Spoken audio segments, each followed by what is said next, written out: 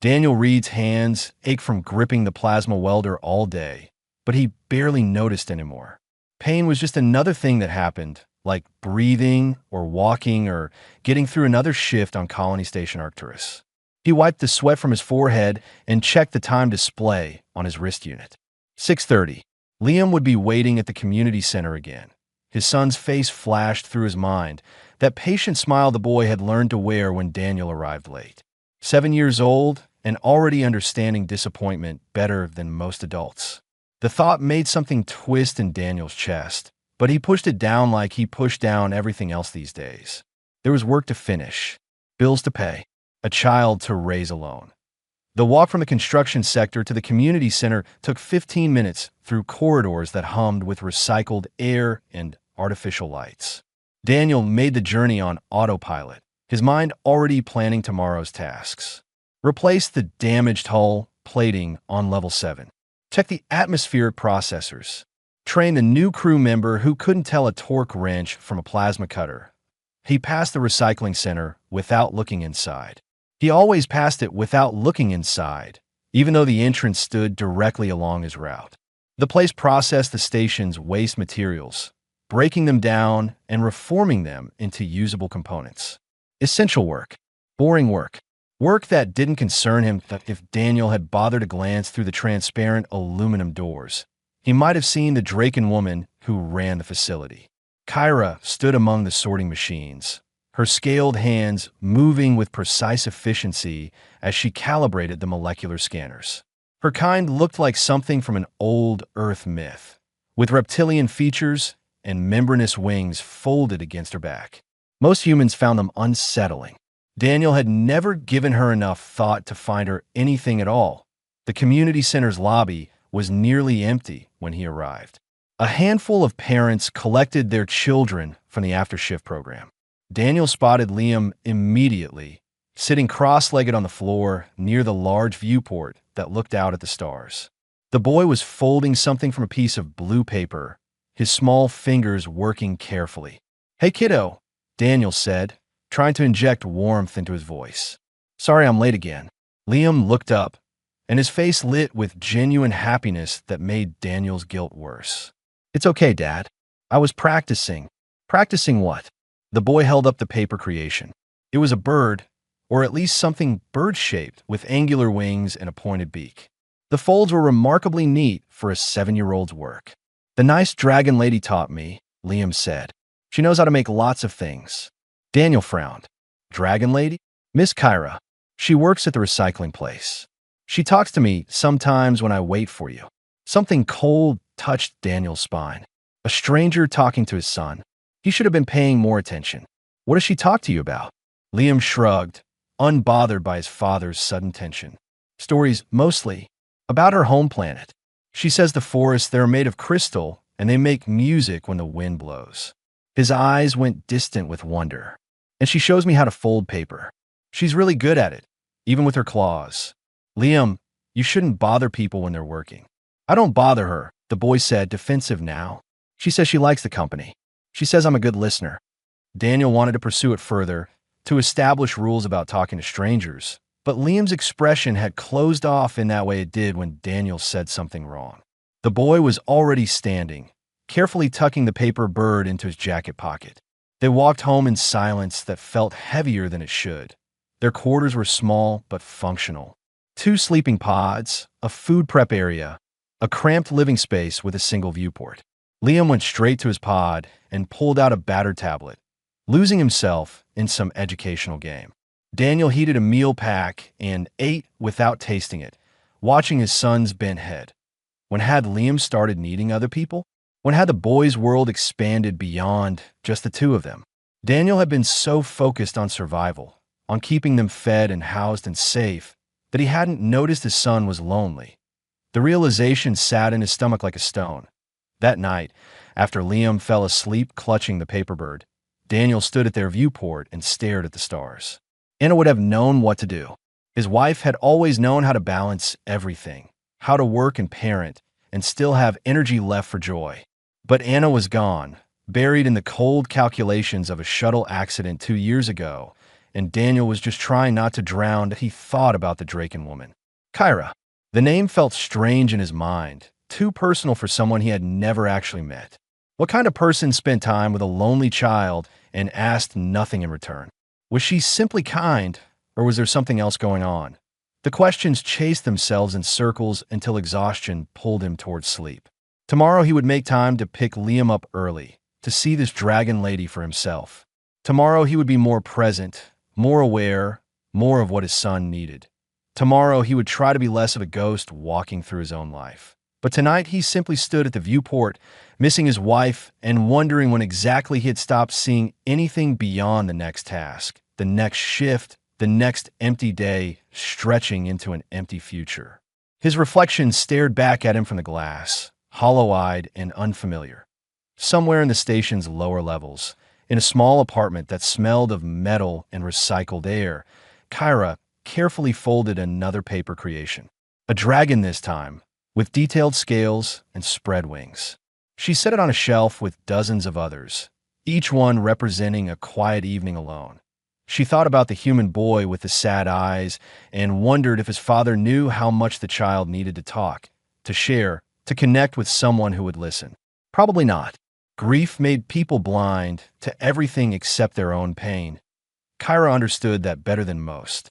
The lunch rush at the station commissary created a wall of noise that Daniel usually ignored, but today he found himself distracted by a conversation at the next table. Two maintenance workers were discussing the new air filtration schedule, their voices carrying over the clatter of trays and utensils. "Did you see Kyra handle the toxic leak last month all by herself?" One of them said. "Walked right into Sector 9 while the rest of us were suiting up. Her biology just filters that stuff out naturally." Yeah, she pulled Rodriguez and his whole crew out before the gas reached critical levels.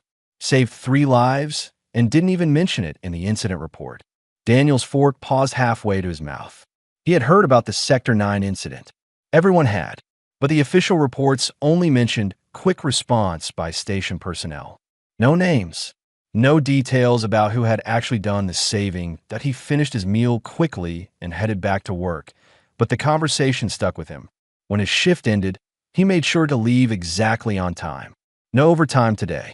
No excuses. Liam was in the same spot as always, near the viewport in the community center lobby. But this time, he wasn't alone. The Draken woman sat beside him on the floor, her scaled tail curled around her body, watching as Liam attempted to fold another paper shape.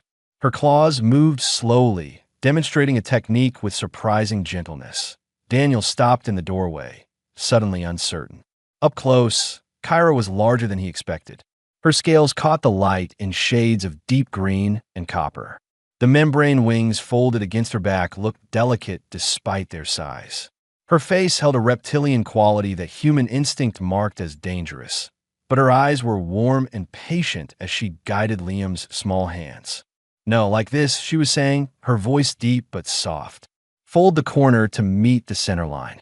"Yes, exactly. You learn quickly." Liam beamed at the praise. "My dad says I'm good at following instructions." "Your father is correct. This skill will serve you well." Daniel cleared his throat. Both of them looked up. Liam's face split into his usual happy greeting, but Kyra's expression became carefully neutral. She rose smoothly to her feet, towering over both humans. Her tail swished once, then went still. "Mr. Reed," she said formally, "I am Kyra. I hope you do not mind that I have been speaking with your son." There was no apology in her tone, but there was wariness. Daniel recognized it as the caution of someone expecting rejection or anger. The realization made him feel small. "Thank you," he said, the words coming out awkward, "for keeping him company. I didn't realize. There is no debt." Kyra's head tilted slightly. "Liam is a pleasant conversationalist. He asks thoughtful questions about things beyond this station. She's been teaching me about Dracoria," Liam added excitedly. "Did you know they have these huge crystal forests that sing? And families sleep in piles to share warmth? And Liam," Daniel interrupted gently, "we should let Miss Kyra get back to her work." "Actually, my shift ended 20 minutes ago," Kyra said. "I was simply enjoying the company." She looked at Liam. "But your father is right. You should go home and rest. Tomorrow I can show you how to fold the swan, if you wish. Really? Liam's eyes went wide. That's the hardest one. You are ready for difficult things. Kyra's tail swished again, a movement Daniel was beginning to recognize as pleasure. Practice the crane tonight. Repetition builds skill. They said their goodbyes, and Daniel led Liam toward their quarters. His son chattered the entire way about paper folding in crystal forests and something called the warming ritual that Draken families perform before sleep. Daniel listened with half his attention, the other half occupied by the memory of Kyra's careful movements and patient voice. That night, after Liam finally wound down and climbed into his sleeping pod, Daniel stood in their small kitchen area and stared at nothing. His wrist unit chimed with a message notification. Work schedule for tomorrow. Routine. Normal. Exactly like every other day, except it wasn't. Something had shifted. 3 days later, the station went on rationing.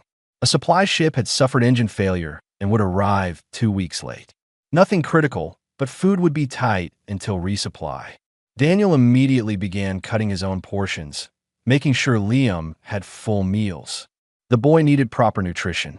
Daniel could manage on less. By day 5, he felt hollow and lightheaded. By day 7, his hands shook when he tried to weld. His supervisor sent him home early with a warning about safety violations. Daniel stumbled back to their quarters, exhausted beyond measure, and found a package outside their door. Inside were 6 nutrition packs. Military grade, high calorie, expensive. A note in precise handwriting rested on top. Draken metabolism requires less frequent feeding than humans. I have surplus and no use for mammalian nutrition supplements. Please accept these with no obligation. Daniel stared at the note for a long time. The handwriting was elegant, each letter perfectly formed. The kind of care that spoke of someone who valued doing things correctly, even something as small as a note to a near stranger. When Liam came home from the community center, he saw the nutrition packs and smiled. Miss Kyra said families help each other even when they're not blood-related. She said sharing resources makes everyone stronger. She talked to you about this. I told her you weren't eating much. Liam's expression turned stubborn. You think I don't notice, but I do. You always give me the bigger portions. Miss Kyra said that's what parents do. But she also said sometimes parents need help too. Daniel sat down heavily. His 7-year-old son and a Draken woman he barely knew were conspiring to take care of him. The absurdity of it made something crack in his chest, something that had been frozen for 2 years. We should return these, he said weakly. No, Liam said firmly. That would be rude. Miss Kyra says when someone offers help with an open heart, refusing is like saying their heart doesn't matter. She's teaching you philosophy now. She's teaching me how to be a good person. Liam climbed onto the couch beside his father. Like you taught me. Like Mom taught us both. The mention of Anna should have hurt. Usually it did. But this time Daniel felt something else underneath the grief. Something that might have been gratitude or hope or simply the recognition that he didn't have to carry everything alone. He opened one of the nutrition packs and split it with his son. They ate in comfortable silence while Liam showed him the paper swan he'd been working on. The folds were intricate and careful, clearly the result of patient instruction. Tomorrow, Daniel decided, he would thank Kyra properly. He would try to see her as Liam did, not as a stranger or an alien or just another station worker, but as a person who gave freely and asked for nothing. Tomorrow, he would try to open his eyes. Station fever hit Liam on a Tuesday night, sudden and fierce. One moment the boy was eating dinner. The next he was shivering despite the temperature controls. His skin felt like fire under Daniel's hand. Panic clawed at Daniel's throat as memories of Anna's final hours crashed through his mind. People died on space stations. Medical bays could only do so much. Distance from Earth meant distance from the best cared. He carried Liam to the medical center, running through corridors that seemed to stretch forever. The duty doctor examined the boy, ran tests, and delivered the diagnosis with practice calm. Station fever, a viral infection common in recycled air environments, usually mild in children. Treat with fluids, rest, and fever reducers. Watch for complications, usually mild. The words did nothing to slow Daniel's racing heart. Back in their quarters, he sat beside Liam's sleeping pod and watched his son's chest rise and fall. The boy's breathing sounded rough, catching on something in his lungs. The cough started around midnight, harsh and painful. Liam whimpered in his sleep, but didn't wake. Daniel was so focused on his son that he didn't hear the door chime at first. When it finally registered, he checked the time display. 2 in the morning. Who would visit at this hour? Kyra stood in the corridor, holding a small container. Her scales looked darker in the dim lighting, her eyes reflecting like a cat's. She wore simple work clothes, and her tail swayed with obvious agitation. "I heard Liam was ill," she said without preamble. "May I enter?" Daniel stepped back automatically. "How did you know?" "The medical center logs are public record. I check them sometimes." She moved into the room with careful steps, as if afraid her presence might be unwelcome. "I brought something that may help." The container held a thick, amber liquid that smelled faintly of herbs and something Daniel couldn't identify. Kyra sat on the counter and turned to face him. "It is a Draken remedy. My grandmother taught me to make it when I was young. It will not cure the fever, but it eases the cough and helps the body fight infection." She paused. "I have used it on other species before. It is safe for humans. I can't ask you to." "You are not asking. I am offering." Kyra's voice held the same gentle firmness she used with Liam. "If you prefer, I can simply leave it here. But I have found that sitting vigil helps both the sick one and the worried one. I will stay out here in your main room if you permit it, in case you need anything." Daniel looked at this alien woman who had walked across the station at 2 in the morning to help a child she barely knew, and something shifted in his understanding of the universe. Kindness wasn't limited by species or appearance. Compassion existed in unexpected forms. "Please," he said quietly. "Stay." Kyra settled on the floor near Liam's pod, her tail curled around her body.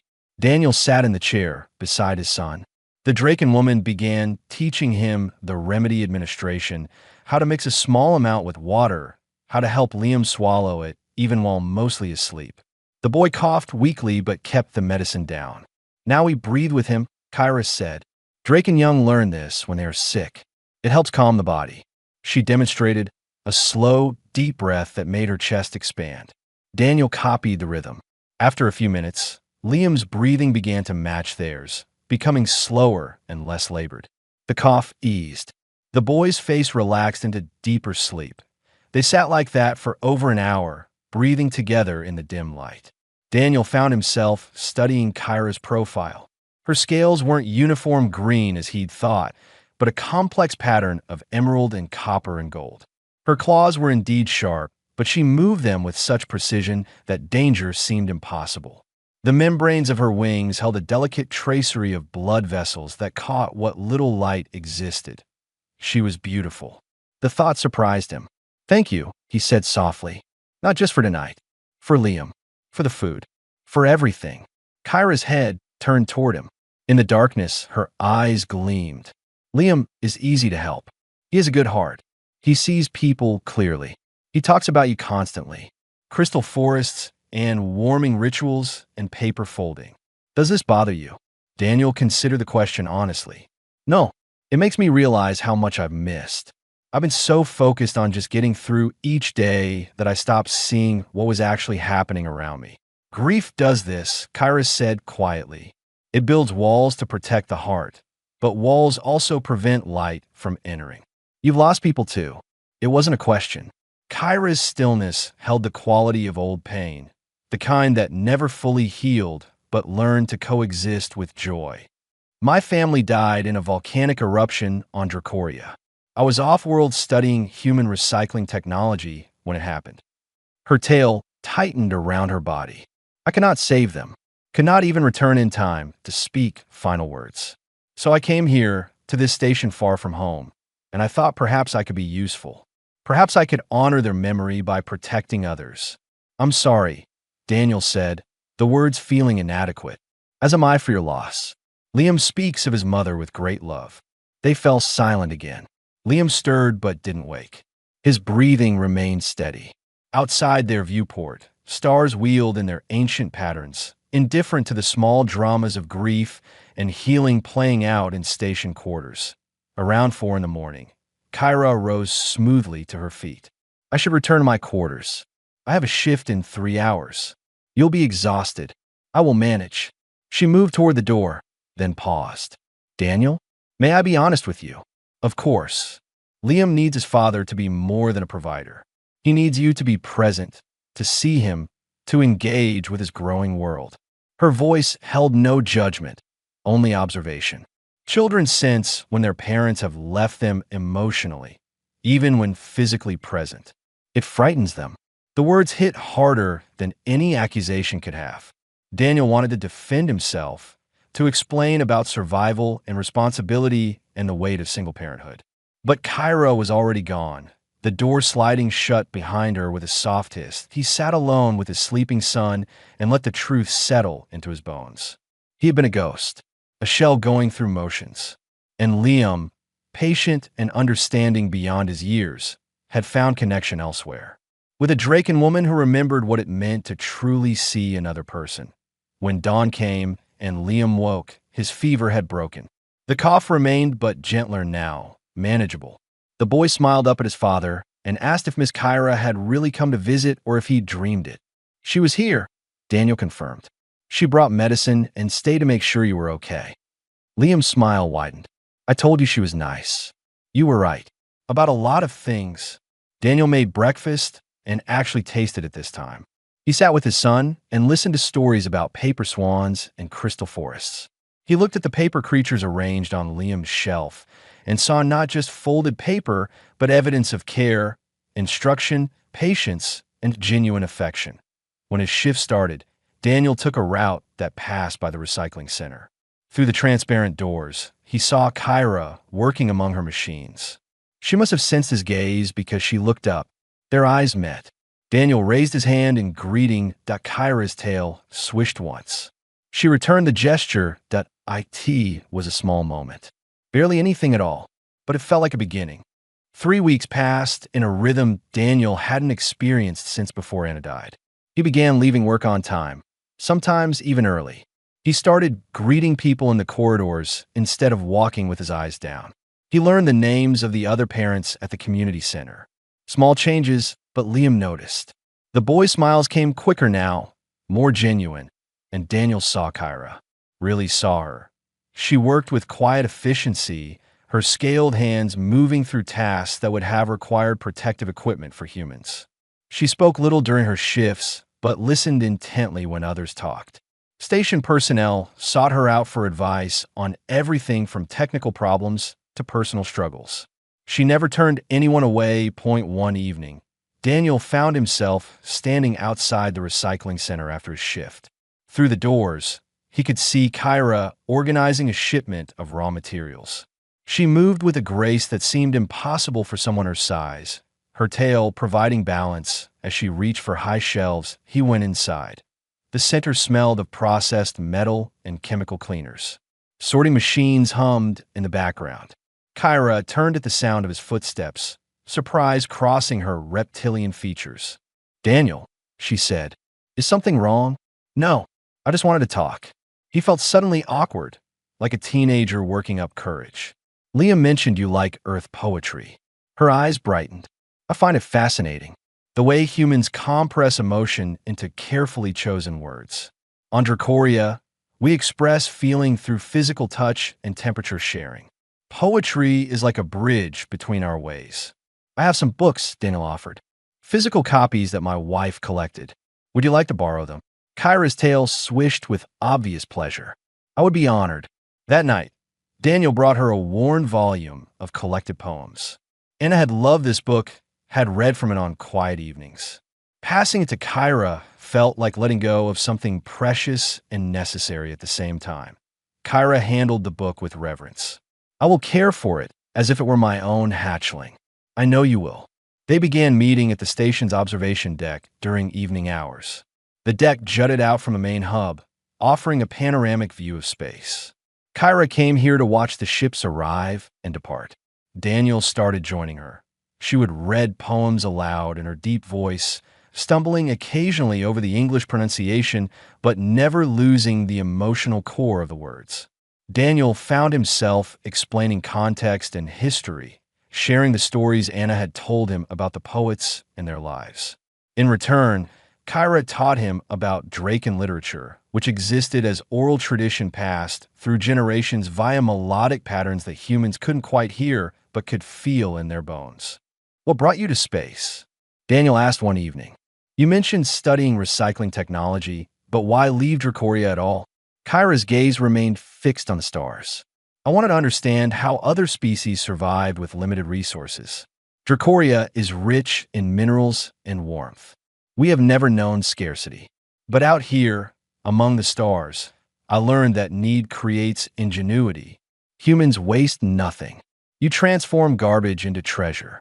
I found that beautiful. Then your family died. Yes, and I could not return, could not face the empty spaces where they once stood." Her tail curled tight. "Here, everyone is far from home. Loss is a shared language." Daniel reached out slowly, giving her time to refuse. His hand rested on her scaled forearm. Her skin felt warm and dry, textured like fine leather. She didn't pull away. "Thank you," he said quietly, "for seeing what Liam needed, for helping him when I couldn't.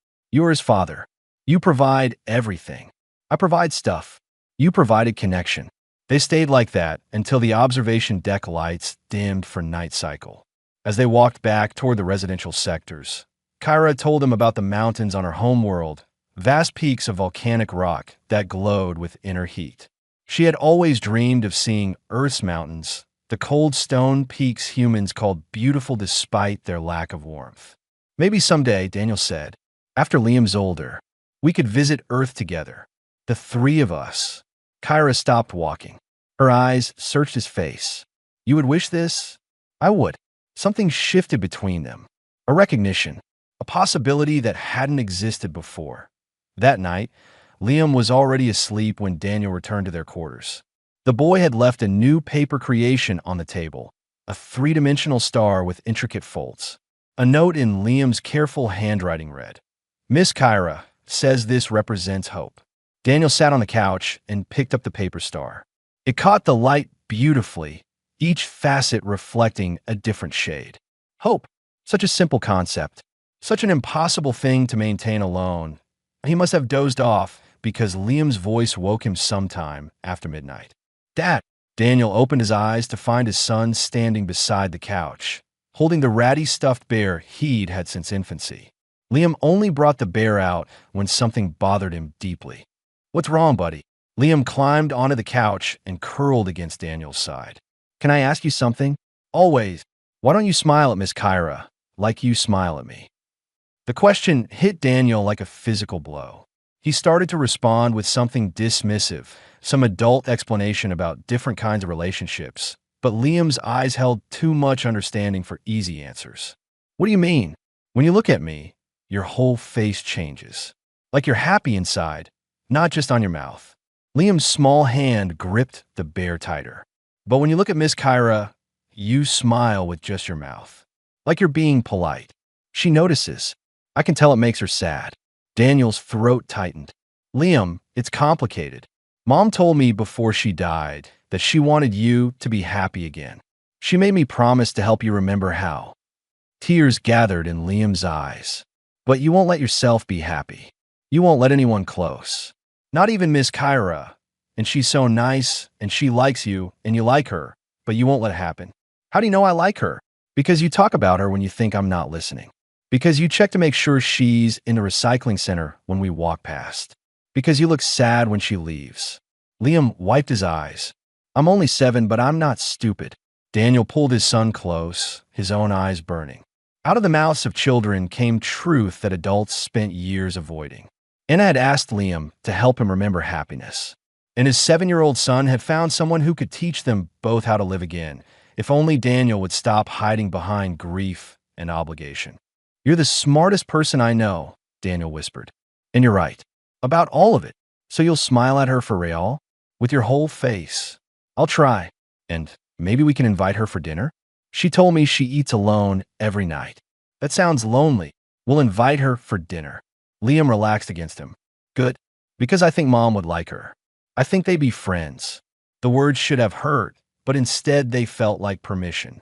And it would have liked Kyra. She would have seen past the scales and claws to the gentle soul beneath. She would have told Daniel to stop being an idiot and open his heart before it petrified completely. Daniel carried Liam to his sleeping pod and tucked him in. The boy was asleep before Daniel finished adjusting the blankets. He stood there for a long time, watching his son breathe and thinking about smiles that reached the eyes. Then he went to his personal storage and found the ring. Anna's wedding band. He'd kept it in a small box, unable to wear it but unwilling to let it go. He opened the box now and looked at the simple metal circle that had meant forever but turned out to mean only 12 years. "I'll always love you," he said to the memory of his wife. "But I think I can love someone else too. Different but real. Is that okay?" No answer came, but the tightness in his chest eased slightly. Permission granted or simply accepted, it came to the same thing. Time to stop hiding. Time to live. The alarm ripped through the station at 3 in the afternoon, loud and insistent. Daniel's wrist unit lit up with an emergency broadcast. Solar storm. Massive. Hitting the station's orbit in 6 hours. All personnel to emergency stations. He ran. The construction bay became chaos within minutes. His crew assembled with practiced speed, faces tight with controlled fear. The station supervisor appeared on the main screen, his voice steady despite obvious stress. Atmospheric processors took damage from the initial wave. "We need emergency repairs to the radiation shielding in Maintenance Shaft 7, or we lose life support in Sectors 4 through 9. Someone swore. Shaft 7 was deep in the station's core, surrounded by systems that would flood with radiation during a solar storm. Even in protective suits, humans could only work there for limited periods. And 6 hours wasn't enough time for rotation shifts. "We need volunteers," the supervisor continued. "I won't lie. This is dangerous. But without those repairs, 500 people lose breathable air." Daniel stepped forward immediately. "I'll go." 3 other crew members volunteered. They began suiting up, checking seals and radiation monitors. Daniel's hands moved automatically through pre-mission checks while his mind focused on one thing. Liam was in Sector 6. Right in the danger zone if they failed. He had just finished sealing his helmet when Kyra strode into the bay. She wore no protective suit. Her scales gleamed under the harsh lights, and her tail swung with determination. "I volunteer for the radiation shaft work." The supervisor's eyes widened. "Kyra, that's not necessary. We have personnel suited up. Draken biology filters radiation naturally. What would kill a human in 20 minutes, I can endure for hours." Her voice held absolute certainty. "Let me do this. Send your crews to assist with the external hull repairs instead. They are needed there. The exposure levels will be high but survivable for my species. I have studied the tolerance charts." Kyra's gaze swept the room and landed on Daniel. Something passed between them, a communication without words. "I can save more lives this way. You know this is logical." The supervisor looked at Daniel, who wanted to argue but couldn't. She was right. One Draken with natural radiation resistance was worth 5 humans in suits with time limits. The math was cold and clear. "Fine," the supervisor said, "but we monitor your vitals constantly. Any sign of dangerous levels and you evacuate. No arguments." Kyra's tail swished agreement. The next 12 hours stretched like years. Daniel coordinated from the safety station, watching readouts and camera feeds as Kyra worked alone in Shaft 7. Her scaled hands moved with precision through complex repairs, welding damaged shielding and rerouting power conduits. The radiation counter climbed steadily. Numbers that would have killed a human in minutes. She didn't slow down. Around hour 8, her movements became less fluid. The radiation was affecting her despite natural resistance. Daniel watched the vital signs monitor, saw her heart rate increasing, watched her body temperature spike. Draken ran hot naturally, but this was beyond normal range. "Kyra," he said into the comm, "your temperature's too high. You need to take a break." "Almost finished." Her voice sounded strained. "Just the final connection points." "That's an order. Step back and cool down." "Daniel." She said his name softly, and despite the situation, his heart clenched.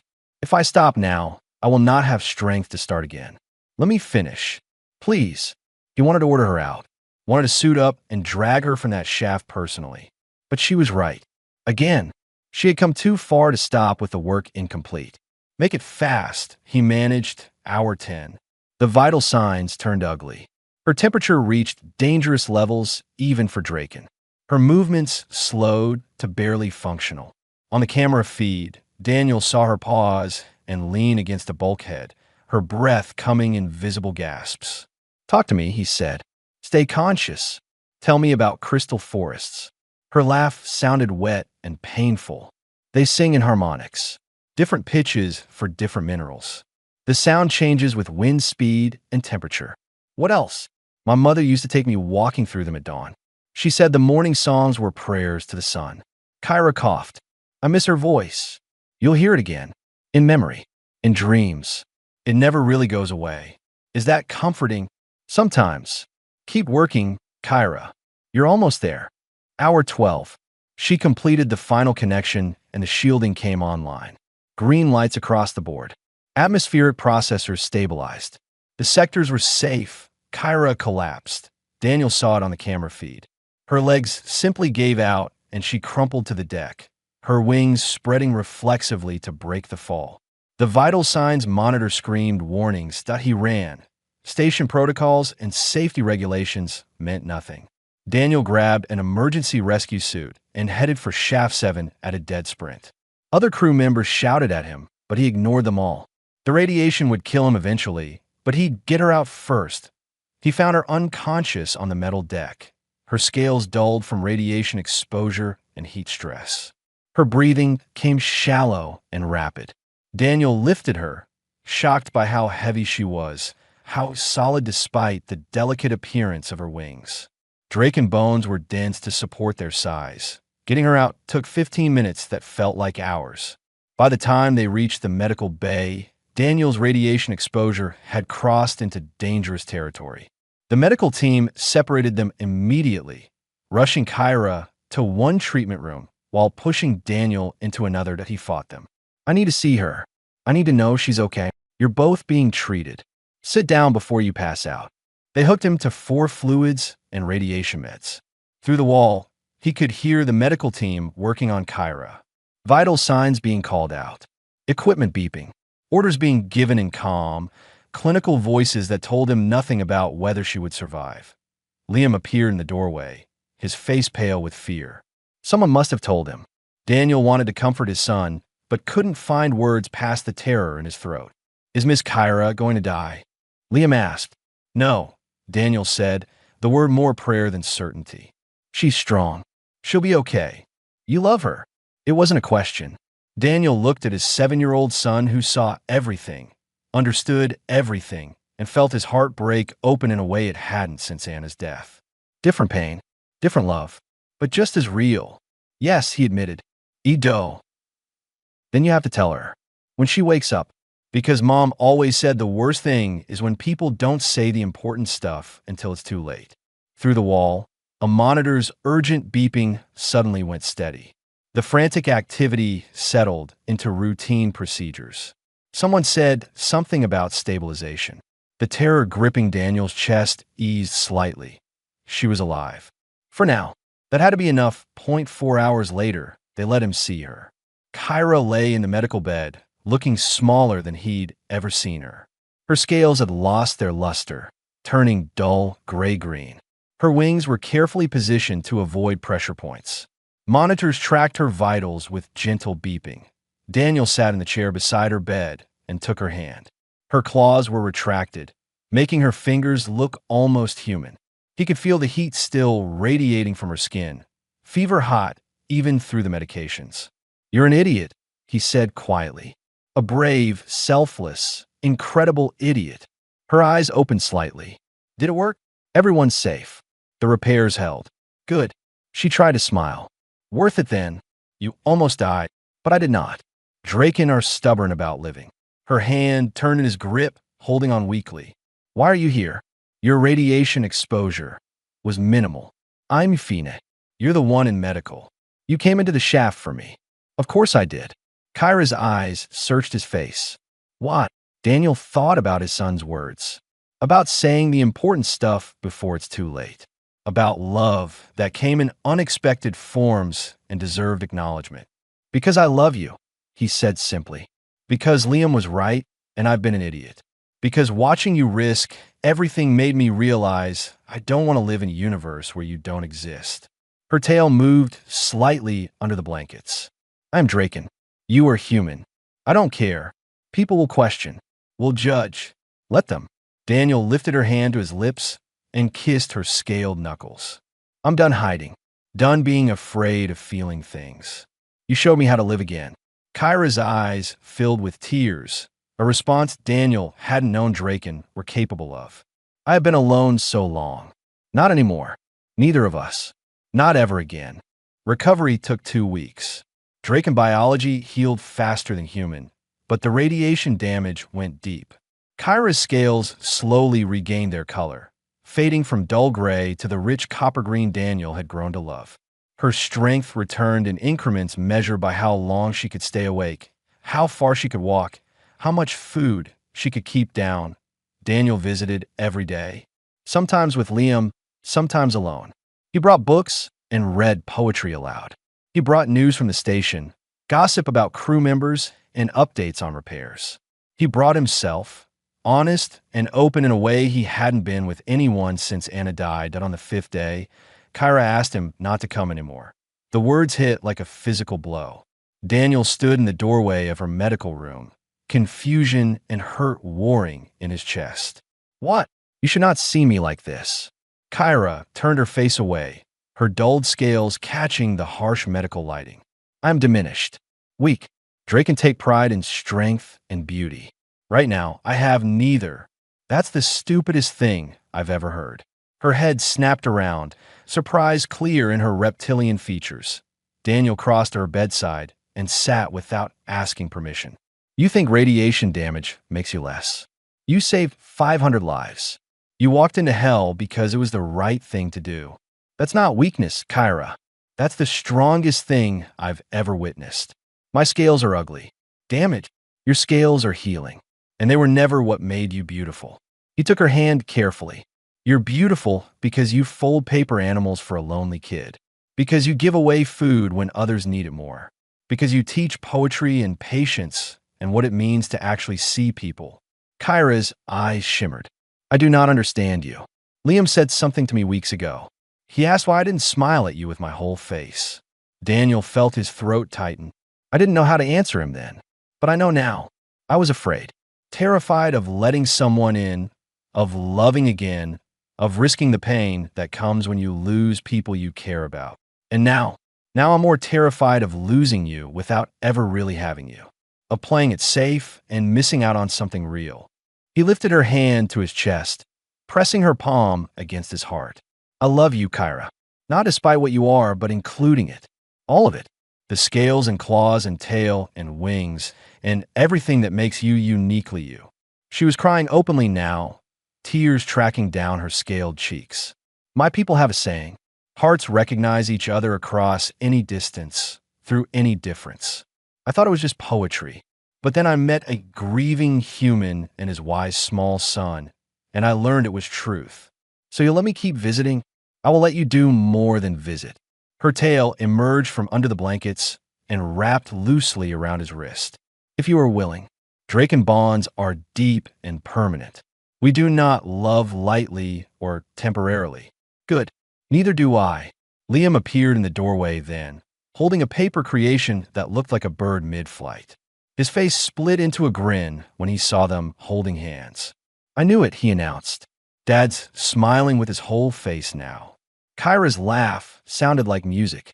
Come here, little wise one. Show me what you have made. Liam climbed onto the medical bed with the confidence of a child who knew he was loved. He settled between them and explained the paper bird's symbolism, something about freedom and new beginnings. Daniel only half listened, too focused on the way Kyra's tail curled protectively around his son, how naturally they fit together, a family. Unconventional and strange, and absolutely right. The medical staff released Kyra a week later with orders to take it easy and continue recovery at home. She protested that her quarters were far from medical in case of complications. Liam solved the problem with 7-year-old logic. You should live with us.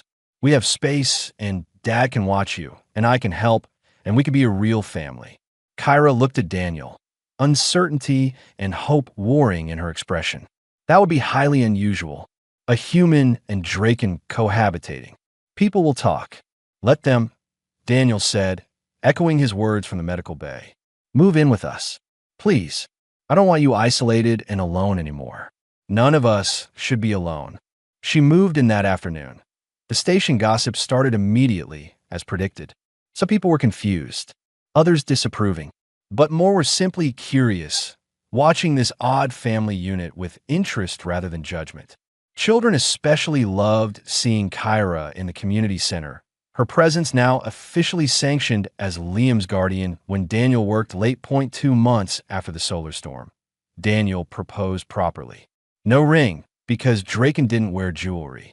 Instead, he offered her a piece of volcanic rock he'd traded for, stone from Earth's mountains containing heat at its core.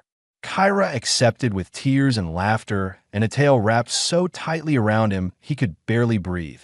They held the bonding ceremony at the observation deck, human and Draken traditions woven together. Liam stood between them holding their hands, his face glowing with joy.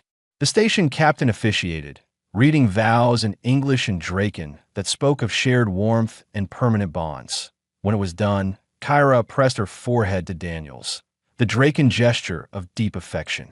My heart recognizes yours, she said softly. Mine recognizes yours, Daniel answered. Finally and completely. That night, they stood at their viewport as a family. Liam had fallen asleep on the couch, exhausted from celebration. Kyra's tail was wrapped around Daniel's waist while his arm circled her shoulders.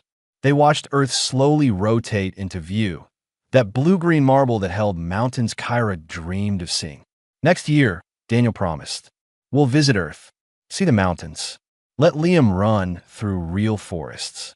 I want to show him Dracoria too, the crystal forests, the warming pools, the places my family love. We'll do that too. We have time now, all the time in the world. Kyra leaned her head against his shoulder, an awkward angle given her height, but comfortable despite the geometry. Liam asked me today if I would be his mother now. Daniel's heart clenched. What did you say? I said I could never replace the mother he lost. If I could love him as fiercely as she did, if he would allow it. Her voice caught. He said that was what mothers do. Love fiercely and fold paper animals and make sure people eat properly. Sounds accurate. He also said his other mother would approve, that she told him before she died to help you find happiness again. Kyra turned to look at Daniel. Do you think she would approve? Of me? Daniel thought of Anna, her infectious laugh and generous heart. She had never judged people by appearance or origin, only by their actions and intentions. She would have loved Kyra's gentleness and strength, would have appreciated how she brought Daniel back to life through patience and genuine care. She would adore you, he said honestly. She would probably also say, I was an idiot for taking so long to see what was right in front of me. You were grieving. That is allowed. I was hiding. There's a difference. Daniel pulled her closer. But Liam wouldn't let me hide forever. He saw you clearly from the beginning, saw past scales and species to the person underneath. Children see truly. We forget this as we age. Then we're lucky to have him reminding us. They stood in comfortable silence, watching stars wheel past and Earth's Terminator line creep across the planet's surface. Tomorrow, Daniel would return to construction work and Kyra to the recycling center. Liam would attend school and fold paper creations and probably convince someone to let him adopt a station cat. Normal life, ordinary days, the comfortable routine of people who loved each other, but tonight was for gratitude, for recognition of the path that brought them here. A widowed father who stopped living. A Draken woman far from home, carrying her own grief. A child wise enough to see what adults missed. 3 broken pieces that fit together into something whole and beautiful. Thank you, Daniel said quietly. For what? for seeing Liam when I couldn't see past my own pain, for being patient with me, for teaching me that love doesn't replace what was lost, but adds something new and equally precious. Kyra's tail tightened around him. Thank you for letting me belong somewhere again, for giving me purpose beyond survival, for showing me that family is chosen as much as born. We're going to be okay, Daniel said. All three of us. Together. Yes. Kyra's scales caught the